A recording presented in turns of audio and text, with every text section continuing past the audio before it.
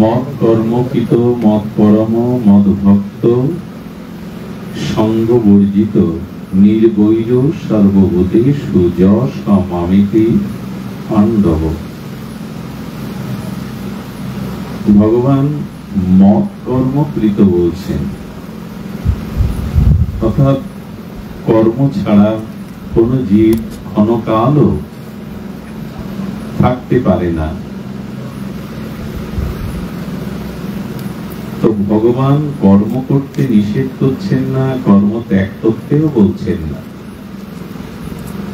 আচ্ছা, ভগবান যদি সন্ন্যাস বা ত্যাগ এটি তার কাছে শ্রেয় মনে হতো, তাহলে অর্জুন সংসারী হতো না। গীতার বাণী অর্জুন শুনে তাকে সন্ন্যাসী হওয়া উচিত ছিল, কিন্তু অর্জুন যুদ্ধ করেছেন, রাষ্ট্রধর্ম তিনি পরিচালনা করেছেন, তিনি গৃহী সংসারী। এই জন্য কেউ কেউ বলে গীতা পাঠ করতে দিও না সন্তানদের, গীতা পাঠ করলে কেউ সংসারে থাকবে না, ত্যাগ ও বৈরাগ্য নিয়ে সন্ন্যাসে যাবে। তো তাই যদি হতো অর্জুন সন্ন্যাসী হয়নি কেন? অর্জুন তো গীতার মর্মবাণী শুনেছিলেন, অর্জুন কি ত্যাগ করেছিলেন সংসার? ত্যাগ করেন। এই জন্য এরকম ভাবনা নয়, কর্ম ত্যাগ করতে ভগবান বলেননি, বললেন মত কর্মকৃত। তুমি কর্ম করো, আমার উদ্দেশ্যে করো। মত কর্ম কৃত, আমার উদ্দেশ্যেই কর্ম করো। কর্মটা তোমার নয়, আমার। ফলটা তোমার নয়, আমার উপরে সমর্পণ করো। এই মত কর্ম কৃত যতদিন আমরা না করতে পারছি, ততদিন আমরা বন্ধনে, ততদিন কর্মফলে আমরা আবদ্ধ। যদি ভগবত উদ্দেশ্য কর্ম সমর্পণকৃত, অভিমান শূন্য, কর্তৃত্ব শূন্য হয়ে করতে পারি, তখন সেই কর্ম বন্ধনের কারণ না হয়ে মুক্তির কারণ হবে। এ কথা সকলের জানা, কিন্তু আমরা এই রহস্যটা, এই বিদ্যাটা অনুভূতিতে আনতে পারিনি যে ভগবত উদ্দেশ্যই সমস্ত কর্ম করণীয়। এটি আমরা ভক্ত শ্রেষ্ঠ দাস্য ভক্তের পরাকাষ্ঠা রাজীবলোচন রামচন্দ্রের লীলাতে হনুমানজির চরিত্রে আমরা এটা দেখি। আপনারা দেখবেন হনুমানজির নিজের কোনো কথা নাই। বাল্মীকিকৃত রামায়ণে, তুলসীকৃত রামচরিতমানসে হনুমান কখনো নিজের জন্য কিছুই করেননি। তার জীবনের সমস্ত কর্ম, সমস্ত চেষ্টা, সমস্ত তার যা কিছু নিঃশ্বাস প্রশ্বাস সবকিছু প্রভুর জন্য, সবকিছু প্রভুর জন্য। এই জন্য হনুমান প্রভুর চরণ সেবা, প্রভুর কর্মকৃত ছাড়া নিজ কর্মের কোনো কথা উল্লেখ নাই।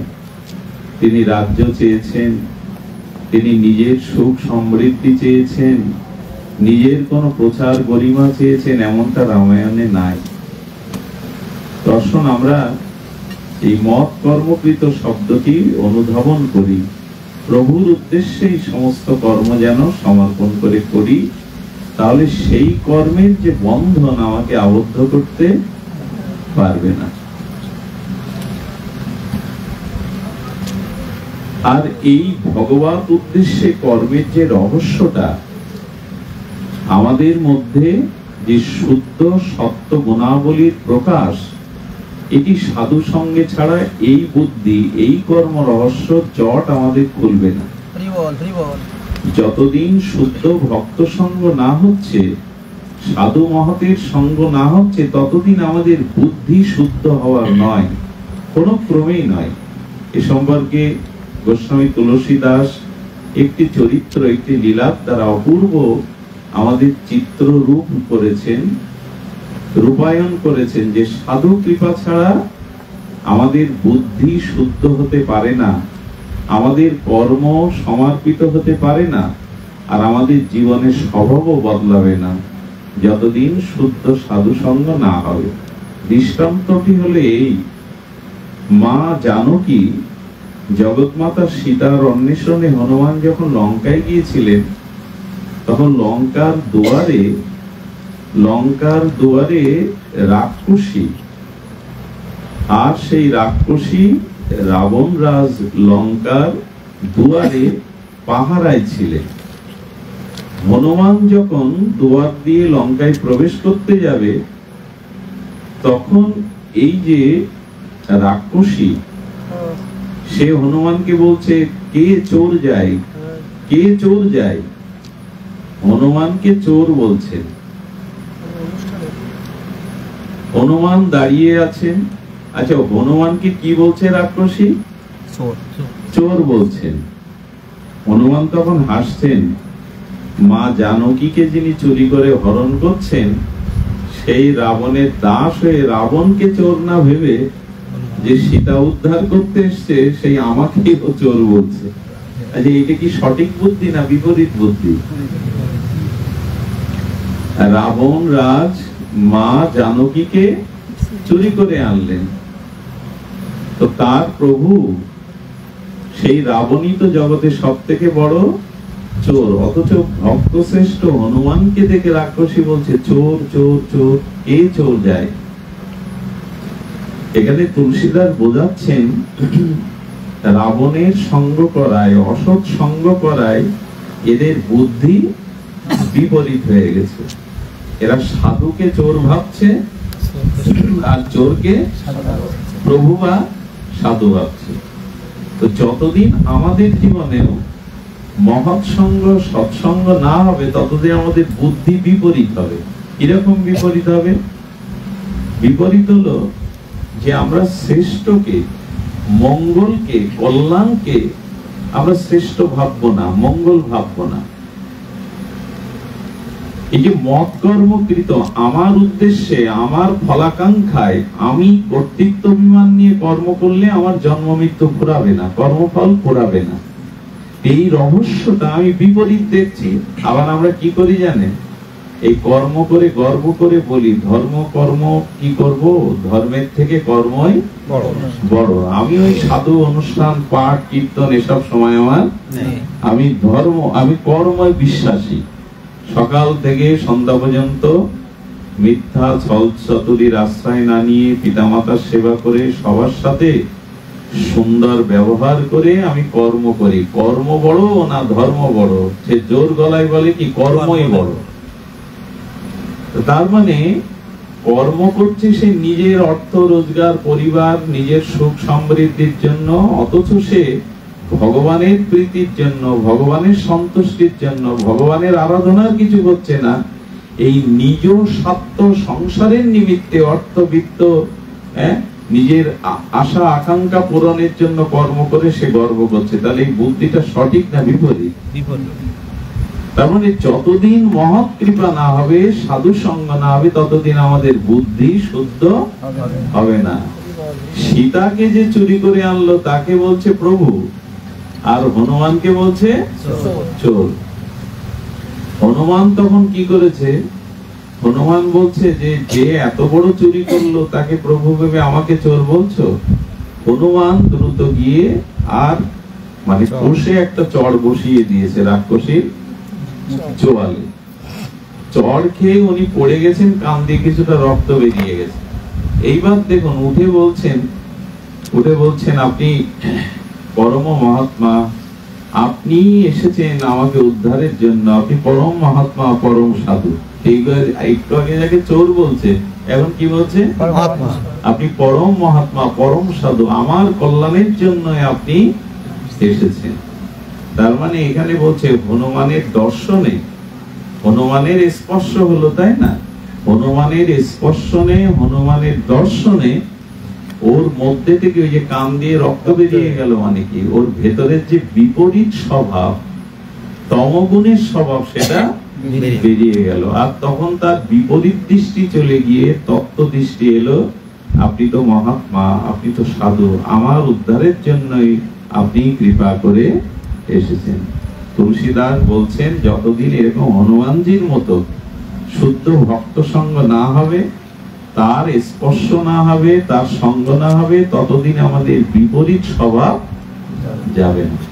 একটি লীলার দ্বারা কি অপূর্ব বুঝিয়ে দিলেন যে সৎ সঙ্গের মধ্যেই এসো, তাহলে তোমার বুদ্ধি শুদ্ধ হবে, তুমি উপলব্ধি করতে পারবে যে কর্মটা ভগবানের উদ্দেশ্যেই করা উচিত। তা না করলে ভগবান গ্রহণ করবেন না, সেই কর্ম তিনি গ্রহণ করবেন না। দুর্যোধনের সিংহাসন ভগবান গ্রহণ করেননি, দুর্যোধনের 56 ব্যঞ্জন ভগবান বললেন ক্ষুধা নেই, পেলেন না, অথচ তিনি রাজপ্রাসাদে থাকলেন না, সিংহাসন গ্রহণ করলেন না, এমনকি তিনি দুর্যোধনের 56 ব্যঞ্জন গ্রহণ করলেন না। সেই ভগবান ক্ষুধাতুর হয়ে কাতর হয়ে আর বিদুরের গৃহে ক্ষুদন্ন পেলেন, কলার খোসা পেলেন, বিদুরের গিয়ে রাত্রি যাপন করলেন। কেন করলেন এটা? বললেন এই জন্য বিদুর ভগবানের চরণে সমর্পিত জীবন যাপন করেন না। দুর্যোধন আমিত্ব অভিমান নিয়ে আছেন, এটাই প্রমাণ হয়। দেখুন, দুর্যোধন কিন্তু কৃষ্ণ আসবে বলে, বাসুদেব আসবে বলে ভালো ভালো তোরণ নির্মাণ করেছেন। এখন যেমন মন্ত্রী প্রধানমন্ত্রী আসলে বিভিন্ন জায়গায় তোরণ নির্মাণ করে, গেট নির্মাণ করে আর সুসজ্জিত করে, এরকম সুসজ্জিত করে ভাড়া লোক রেখে দিয়েছে দুর্যোধন। বাসুদেব কৃষ্ণ রথ থেকে নামবে, ফুল ছড়াবে আর জয় বাসুদেব, জয় মধুসূদন, জয় দ্বারকাধীশ এরকম স্তুতি করবে, যাতে সন্তুষ্ট হয়।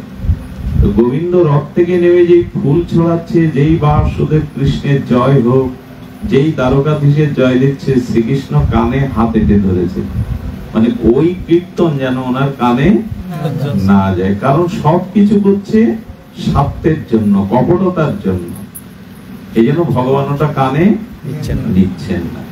কিন্তু বিদুর সকালে বিদুরানীকে বলছে, বিদুরানী কত বড় সৌভাগ্য, আজ হস্তিনাপুরে আমার প্রাণনাথ আমার গোবিন্দ আসবে। এটা আমি তো কুড়ে ঘরে বাস করি, আমি তখন মন্ত্রী নই, আমি দাসী পুত্র। গোবিন্দ কি আমার কথা মনে করবে, আমার পণ্য কুটিরে চরণ ধুলি দেবে? এই নিবেদনটা উনি সকালে সকালেই নিবেদন করেছিলেন, আর সেই নিবেদন গোবিন্দ গ্রহণ করেছিলেন। ভগবানের উদ্দেশ্য, ভগবানকে সুখ দেওয়াই বিদুরের উদ্দেশ্য। আর দুর্যোধনের কি উদ্দেশ্য ছিল? গোবিন্দকে সামনে রেখে নিজের স্বার্থ হাসিল করা। এই জন্য কপটতা থাকলে বা স্বার্থ বুদ্ধি থাকলে গোবিন্দ তার আসনও নেবেন না, তার প্রসাদও নেবেন না, তার নাম ও কানে আঙুল দেবেন, তিনি কোনো কিছু গ্রহণ করবেন না। এই কথার দ্বারা আমরা বুঝতে পারি কর্মটা ভগবানের সমর্পণ করে অভিমান শূন্য হয়ে যদি কিছু করা যায়, তখন সেটা ভগবান গ্রহণ করবেন। আর এই সত্য বুদ্ধি, সুবুদ্ধি সাধু সঙ্গে ছাড়া আসবে না। আসলে আমাদের এই সুবুদ্ধি উদয় কেন হচ্ছে না? আমাদের এই ভক্ত সঙ্গে, সাধু সঙ্গে, হরিকথা শ্রবণে আমাদের কাঙ্ক্ষিত পরিবর্ধন, স্বভাব সংশোধন কেন হচ্ছে না? আমি গতদিন একটা কথা বলেছিলাম, আর একটু স্মরণ করি। আমাদের মনের গতিটা পরিবর্তন করতে হবে, মনের ভাবটা পরিবর্তন করতে হবে। গতদিন আমি বলেছিলাম 3টি স্থানে আমাদের মন খুব শুদ্ধ হয়। কয়টা স্থানে? 3টে স্থানে। প্রথমত, যখন আমাদের কেউ মারা যায়, তাকে শ্মশানের চিতাতে তুলে মুখাগ্নিকৃত করে অগ্নিদাহ করা হয়, তখন ওই চিতার দিকে মানুষটা পুড়ছে, ওই সময়ে শ্মশান বেদিতে ওই দাও দাও করে চিতার অগ্নির দিকে তাকালে আপনার মনের যে অবস্থাটা হয়, ওই সময় মনের যে অবস্থাটা হয়। আর আমার কোনো প্রিয়জন, পিতা মাতা, স্ত্রী পুত্র, সজ্জন কুটুম্ব যখন ভারী কোনো অপারেশনের, মেজর কোনো অপারেশনের, জটিল কোনো অপারেশনের জন্য ডাক্তার ওটিতে নিয়ে গিয়ে দরজা বন্ধ করে দেয়, তখন আপনার আমার মনের যে দশাটা হয়, বুঝতে পারছেন কথা? তখন আপনার আমার মনে যে দশাটা হয়। আর এখন এখানে বসে শ্রদ্ধালু চিত্তে আপনারা যে হরিকথাটা শুনছেন, এখন আপনাদের যে মনের অবস্থা, এই 3 জায়গায় মনের যে অবস্থা হয়, ওই অবস্থা যদি মন সর্বদা সবসময় ওই অবস্থা বিরাজ করতো মনে, অচিরেই আমরা ভগবান পেয়ে যেতাম, প্রেম ভক্তি পেয়ে যেতাম। কিন্তু এই 3 জায়গা থেকে চলে গেলে ওই ভাব থাকে তো। চিতাতে কারো পুড়তে দেখলে শ্মশানে দাঁড়িয়ে আমাদের মধ্যে একটা বৈরাগ্য আসে, এই তো জীবন, এক মুঠো ছাই।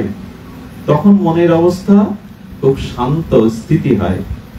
আর যখন অপারেশনের জন্য ডাক্তার ওটিতে নিয়ে যায় আমার কোনো প্রিয়জনকে, তখন মনের অবস্থাটা কি হয়?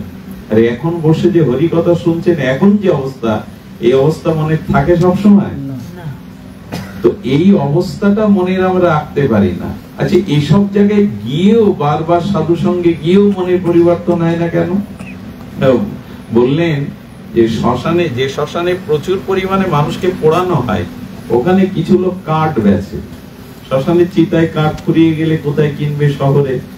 তো যারা কাঠ বিক্রি করে শ্মশানে, তাদের কি চিতায় জ্বলতে দেখলে আপনার আমার মতো মনের দশা হয়?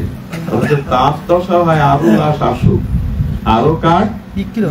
তাহলে একই দৃশ্য দেখে আপনার মনের বৈরাগ্য আসছে আর একজনের, আরো কাঠ বিক্রি হলে ভালো হয়।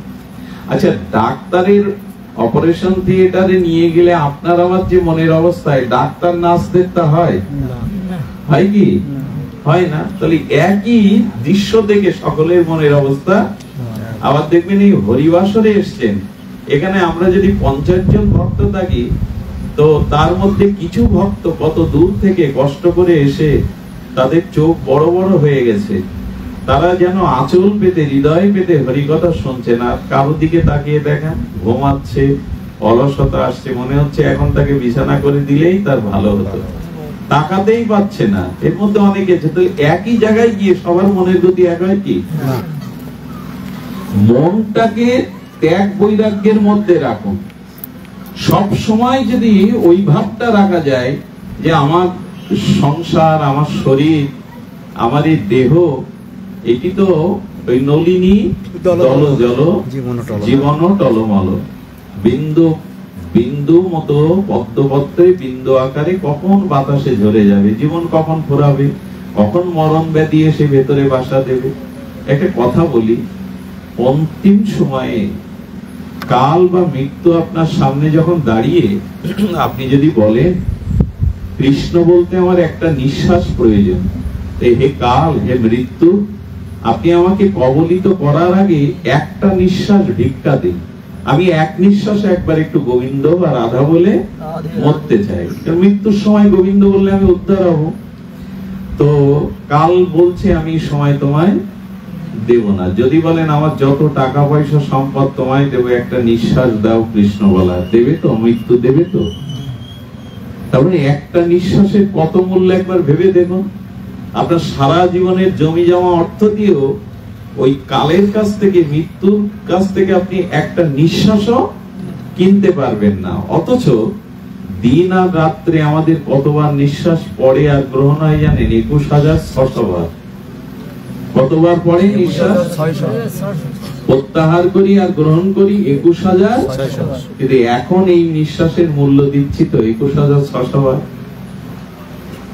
দিচ্ছি তো মূল্য?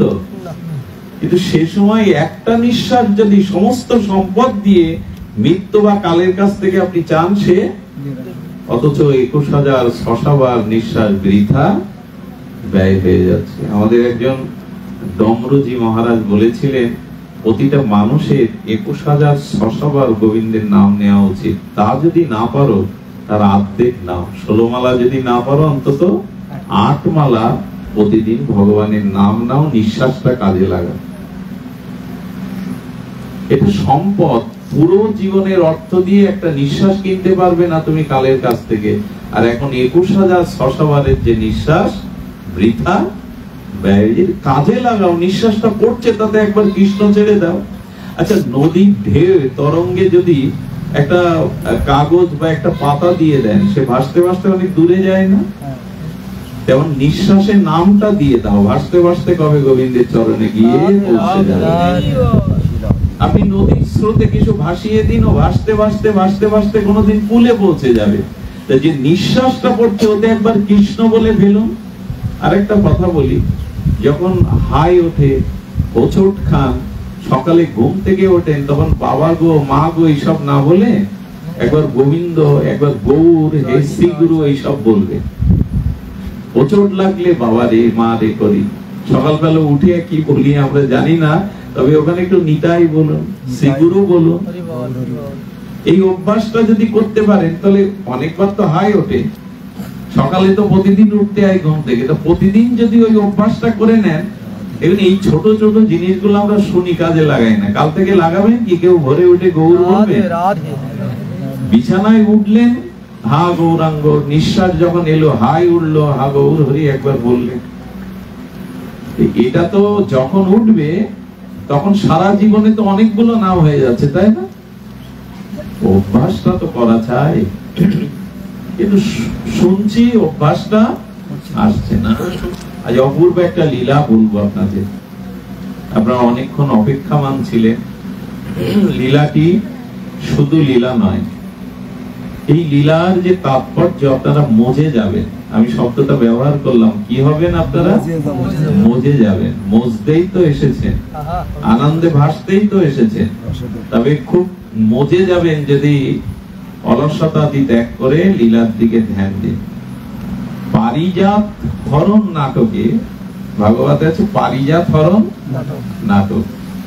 ভগবান শ্রীকৃষ্ণের অষ্টমহিষী বরা, প্রেয়সী বরা 8 জন, তার মধ্যে সর্ব অগ্রগণ্যা প্রেয়সী শ্রেষ্ঠা হলো রুক্মিণী এবং সত্যভামা। রুক্মিণী এবং কি বললাম? সত্যভামা। এরা ভগবানের 16,108 জন মহিষীগণের মধ্যে অন্যতম শ্রেষ্ঠা, প্রেয়সী বরা মানে শ্রেষ্ঠা। একদিন নারদ গগন মার্গ থেকে অর্থাৎ আকাশ মার্গ থেকে দ্বারকায় আসছে। কোথায় আসছে? দ্বারকায় আসছে। দ্বারকায় আসতে গিয়ে হঠাৎ হয় না, রাস্তায় চলতে গিয়ে আমার সামনে একটা আম গাছ থেকে আম পড়লো, একটা তাল পড়লো, পড়ে কিনা